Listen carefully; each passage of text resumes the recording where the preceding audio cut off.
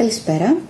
Ονομάζομαι Μαρίνα Ματθεουδάκη και θα είμαι η εξετάστριά σας σήμερα. Από εδώ συνάδελφός μου, κυρία Μέρη Καρακύριου, η οποία θα βρίσκεται εδώ και θα παρακολουθεί την εξέταση, αλλά δεν θα συμμετάσχει, δεν θα σας ρωτήσει κάτι. Να αρχίσουμε από εσάς.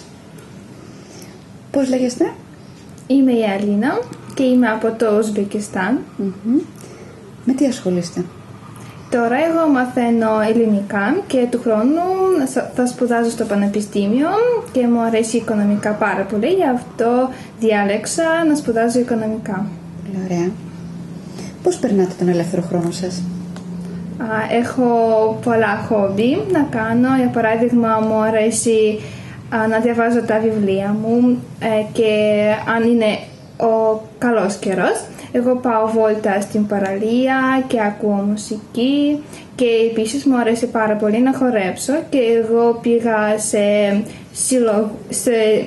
σε έναν σύλλογο να χορέψω. Πολύ όμορφα, πολύ ωραία. Εσείς λέγεστε? Γεια σας, είμαι η Κατερίνα από τη μικρή πόλη της Ρωσίας. Ποια μικρή πόλη? Έτσι λέγεται, μικρή πόλη της Ρωσίας? Όχι, αυτό είναι η πιο μικρή. Ποια είναι αυτή η πόλη? Ρίμπινσκ ονομάζεται. Με τι ασχολείστε? Σπουδάζω ελληνικά, μετά θα πάω στο πανεπιστήμιο και θα σπουδάζω αρχιτεκτονική. Μένετε μόνοι εδώ πέρα ή έχετε οικογένεια που μένει μαζί σας? Όχι, μένω μόνη μου, αλλά μερικές φορές η μαμά μου έρθει στην Ελλάδα και είμαστε μαζί. Πολύ όμορφα. Μιλάτε και άλλες γλώσσες? Ναι, μιλάω αγγλικά και λίγο γαλλικά. Και ελληνικά. Ναι. Πολύ όμορφα. Πόσα μέλη έχει η οικογένειά σας? Είμαι μοναχοκόρη και εμείς μένουμε με την γιαγιά και έχουμε οσκίους. Πιστεύετε ότι στην εποχή μας οι άνθρωποι βλέπουν θέατρο στον ελεύθερο τους χρόνο? Νομίζω ναι, αλλά τώρα επειδή οικονομική κρίση και είναι δύσκολα πράγμα να το ακολουθούμε συχνά. Οπότε δεν πάνε πολύ συχνά. Ναι. Πολύ ωραία. Τι πιστεύετε ότι είναι πιο σημαντικό, το να κερδίζει κανείς πολλά λεφτά από την δουλειά του ή να του αρέσει η δουλειά που κάνει? Εγώ νομίζω είναι πιο σημαντικό όταν εσύ λατρεύεις την δική σου δουλειά και έχεις χαρά από την δουλειά σου και ξεκουράζεις εκεί μερικές φορές. Πολύ όμορφα. Δεν είναι δηλαδή τα χρήματα τόσο πολύ όσο χρήματα είναι βασικό πράγμα στην ζωή μας, αλλά εμείς πρέπει έχουμε αισθητές, όχι μόνο να μαζέψουμε λεφτά, δεν είναι ο σκόπος μας. Okay. Ποιο νομίζετε ότι είναι το μεγαλύτερο πρόβλημα των νέων ανθρώπων στην εποχή μας? Τεχνολογική εξέλιξη. Είναι πρόβλημα, Ναι, νομίζω. Και πολλά παιδιά ξοδεύουν τον ελεύθερο χρόνο τους με το υπολογιστή και με τα παιχνίδια εκεί. Και δυστυχώς αυτό είναι το χρόνο μας. Οπότε αντί η τεχνολογία να βοηθήσει αποτελεί πρόβλημα καμιά φορά. Αυτό δεν θέλετε να πείτε? Ναι, μερικές φορές βλαπτεί, αλλά και μας βοηθάει πολύ όταν σπουδάζουμε, όταν θέλουμε να ψάξουμε κάτι από το ίντερνετ για ενδιαφέροντα μας ή να ψάξουμε κάτι για το χόμπι. Έτσι βοηθάει, αλλά από την άλλη μεριά Δημιουργεί πρόβλημα. Ναι, δημιουργεί πρόβλημα. Ωραία, πολύ ωραία. Έχετε αγωνία όταν δίνετε εξετάσεις? Όχι, πιστεύω ότι στο σχολείο έδωσα πολλές εξετάσεις και πριν είχα άγχος, ναι. Και τώρα νομίζω ότι το πέρασα και δεν έχω, ευτυχώς. Δώσατε πολλές φορές, οπότε το συνηθίσατε. Πάρα πολλές. Εγώ σπούδασα και στο σχολείο και μετά στο Λύκειο και έδωσα πολλές φορές, ναι, και τώρα εγώ ξέρω ότι αν θα διαβάσω πολλά θα δώσω εξετάσεις και θα περάσω το βαθμός που πρέπει να το κάνω. Γι' αυτό εγώ δεν έχω άγχος, ξέρω ότι πρέπει να διαβάσω. Αυτό είναι. Εσείς ποιο πιστεύετε ότι είναι το μεγαλύτερο πρόβλημα των νέων ανθρώπων στην εποχή μας? Ότι οι άνθρωποι δεν απασχολούν με την τέχνη, δεν παρακολουθούν ανάπτυξη της τέχνης. Για παράδειγμα, δεν πάνε στο θέατρο και δεν ασχολούνται με χορούς, για παράδειγμα. Επειδή, για παράδειγμα, εγώ πήγα στο σύλλογο και δεν είδα πολλούς νέους ανθρώπους που απασχολούνται. Είδα μόνο ηλικιωμένους άνθρωπους, οι οποίοι έχουν πολύ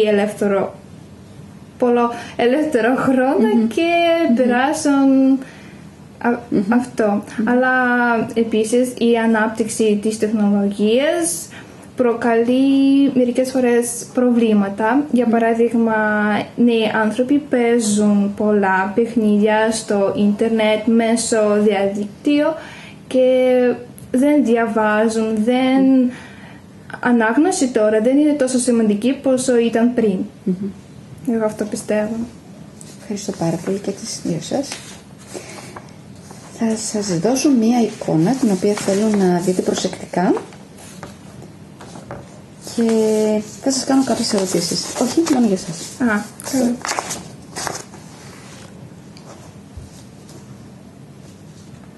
Τι βλέπετε στην εικόνα αυτή? Είναι δύο άνθρωποι, η γυναίκα και ο άντρας.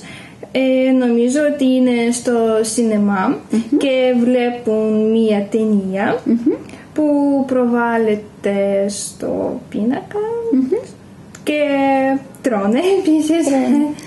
Τι νιώθουνε, γιατί κάνουν έτσι, τι βλέπετε? Αυτοί φοβούνται.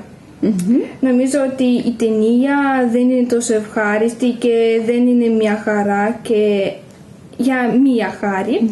Είναι που αυτή είναι η ταινία που μπορεί να δώσει φόβο στα παιδιά.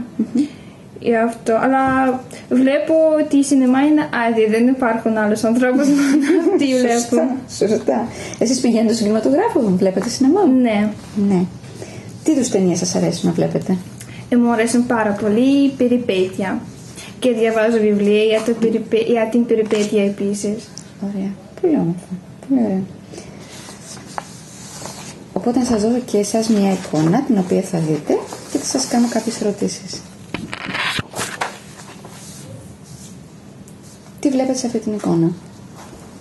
Βλέπω μια γυναίκα και νομίζω αυτή αγοράζει τα δώρα για τους δικούς της μέσα στο διαδίκτυο.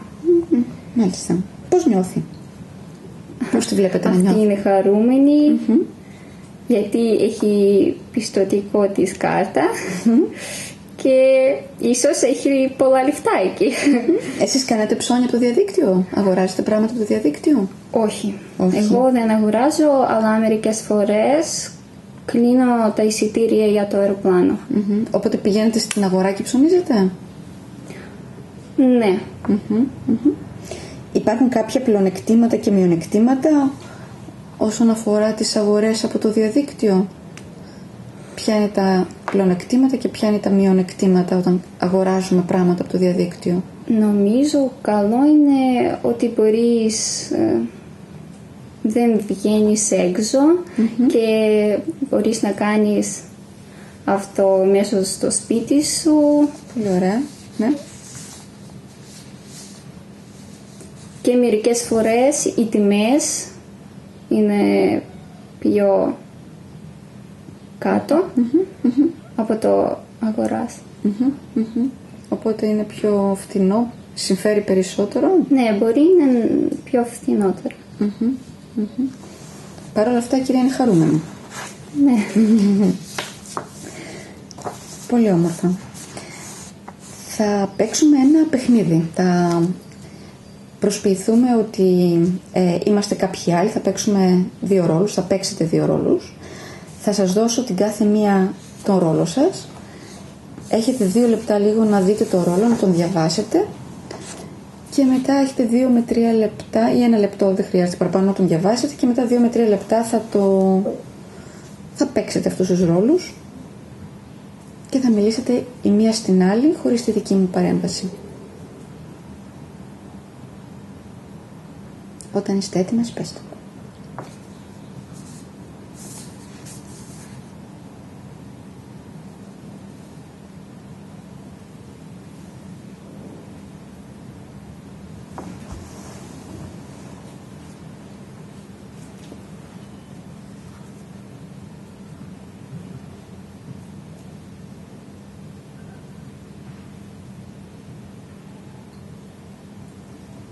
Ναι.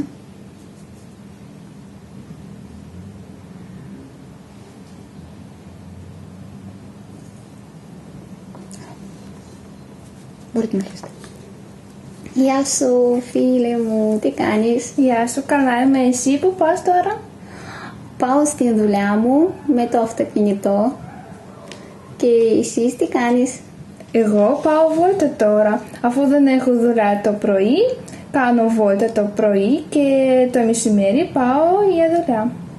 Ναι, με το λεωφορείο θα πας ή μπορώ να σου πάρω και θα πάμε μαζί?